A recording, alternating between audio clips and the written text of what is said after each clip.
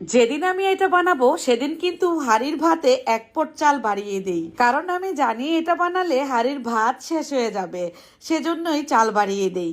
আর এটা এত বেশি মজার, হাঁড়ির ভাত তো ফুরিয়েই যাবে। আমি তো বলবো যারা যারা এখনো এটা ট্রাই করেন নাই, আজকের রেসিপি দেখার পর অবশ্যই ট্রাই করে ফেলবেন। এটা তৈরি করার জন্য আমার লাগবে মুসুরের ডাল। 10 মিনিট আগেই ডাল আমি ভিজিয়ে রেখেছিলাম 1 কাপ পরিমাণ। ডালগুলো 2-3 বার ধুয়ে নিলাম।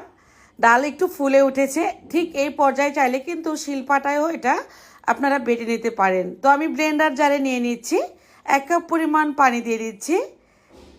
এখন আমি 2-3 বার চাপ দিয়ে নিয়ে আসব। ডাল কিন্তু খুব সুন্দরভাবে ব্লেন্ড করা হয়ে গেল।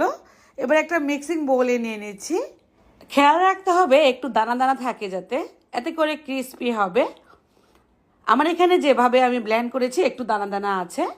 এর সাথে দিয়ে দিচ্ছি আতপ চালের গুঁড়া, 1/2 কাপের